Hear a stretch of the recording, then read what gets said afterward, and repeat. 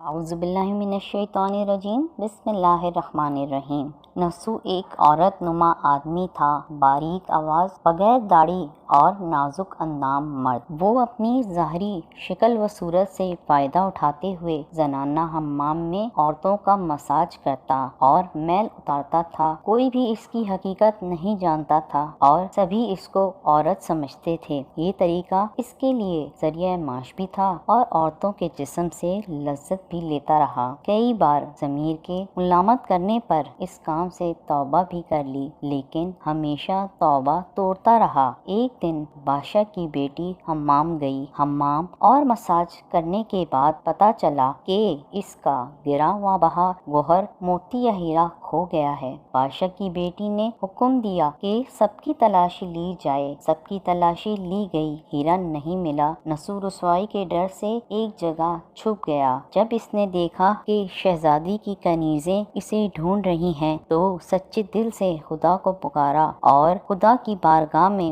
سچے دل سے توبہ کی اور وعدہ کیا کہ آئندہ کبھی بھی یہ کام نہیں کروں گا، میری لاج رکھ لے مولا۔ یہ دعا مانگ ہی رہا تھا کہ اچانک باہر سے آواز سنائی دی کہ نسو کو چھوڑ دو، ہیرا مل گیا ہے۔ نسو نے نم آنکھوں سے شہزادی سے رخصت لے کر گھر آ گیا۔ نسو نے قدرت کا کرشمہ دیکھ لیا تھا اور ہمیشہ ہمیشہ کے لیے اس کام سے توبہ کر لی۔ کئی دنوں سے حمام نہ جانے پر ایک دن شہزادی نے بلا بھیجا کہ حمام آ کر میرا مساج کرے، لیکن نسو نے بہانہ بنایا کہ میرے ہاتھ میں درد ہے، میں مساج نہیں کر سکتا ہوں۔ نسو نے دیکھا کہ اس شہر میں رہنا اس کے لیے مناسب نہیں ہے۔ سبھی عورتیں اس کو چاہتی ہیں اور اس کے ہاتھ سے مساج لینا پسند کرتی ہیں۔ جتنا بھی غلط طریقے سے مال کمایا تھا سب غریبوں میں بانٹ دیا اور شہر سے نکل کر کئی میل دور ایک پہاڑ پر ڈیرا ڈال کر اللہ کی عبادت میں مشغول ہو گیا۔ ایک دن اس کی نظر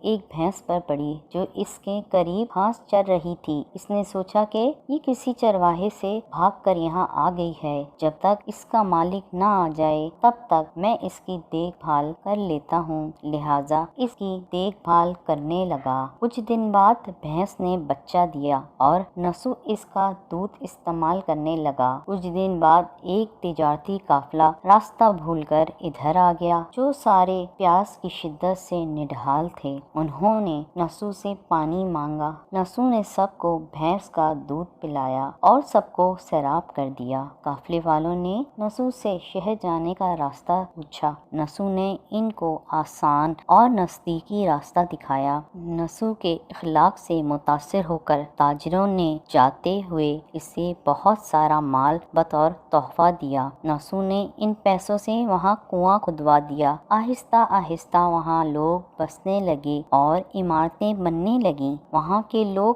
نسو کو بڑی عزت اور احترام کی نگاہ سے دیکھتے تھے۔ رفتہ رفتہ نسو کی نیکی کے چرچے بادشاہ تک جا پہنچے۔ بادشاہ کی دل میں نسو سے ملنے کا اشتیاق پیدا ہوا اس نے نسو کو پیغام بھیجا کہ بادشاہ آپ سے ملنا چاہتے ہیں، مہربانی کر کے دربار میں تشریف لے آئیں۔ جب نسو کو بادشاہ کا پیغام ملا اس نے اسے انکار کر دیا اور معذرت چاہی کہ مجھے بہت سے کام ہیں، میں نہیں آ سکتا ہوں۔ بادشاہ کو بہت تعجب ہوا، مگر اس بے نیازی کو دیکھ کر ملنے کی طلب اور بڑھ گئی۔ بادشاہ نے کہا کہ اگر نسو نہیں آ سکتے تو ہم خود اس کے پاس جائیں گے۔ جب بادشاہ نسو کے علاقے میں داخل ہوا، خدا کی طرف سے ملک الموت کو حکم ہوا کہ نسو کی روح قبض کر لے۔ کہ بادشاہ بطور عقیدت مند نسو کو ملنے آ رہا تھا اور رعایا بھی نسو کی خوبیوں کی گرویدہ تھی، اس لیے نسو کو بادشاہ کے تخت پر بٹھا دیا گیا۔ نسو نے اپنے ملک میں عدل و انصاف کا نظام قائم کیا۔ وہی شہزادی جسے عورت کا بھیس بدل کر ہاتھ لگاتے ہوئے بھی ڈر لگتا تھا، اس شہزادی نے نسو سے شادی کر لی۔ ایک دن نسو دربار میں بیٹھا لوگوں کی داد رسی کر رہا تھا کہ ایک شخص وہاں وارد ہوا اور کہنے لگا کہ کچھ سال پہلے میری بھینس گم ہو गई थी, बहुत ढूंढा मगर नहीं मिली, बराए मेहरबानी मेरी मदद फरमाएं। नसू ने कहा कि तुम्हारी भैंस मेरे पास है, आज मैं जो कुछ भी मेरे पास है वो तुम्हारी भैंस की वजह से है। नसू ने हुक्म दिया कि इस सारे माल और दौलत का आधा हिस्सा भैंस के मालिक को दे दिया जाए। वो शख्स खुदा के हुक्म से कहने लगा, ए नसू, जान लो ना मैं इंसान हूँ और ना ही वो जानवर भैंस है, बल्कि हम दो फरिश्ते हैं, तुम्हारे इम्तिहान के लिए आए थे। ये सारा माल और दौलत तुम्हारे सच्चे दिल से तौबा करने का नतीजा है। ये सब कुछ तुम्हें मुबारक हो। वो दोनों फरिश्ते नजरों से गायब हो गए। इसी वजह से सच्चे दिल से तौबा करने वाले को तौबा नसू कहते हैं। तारीखी किताब में नसू को बनी इसराइल के एक बड़े आबिद की हैसियत से लिखा गया है।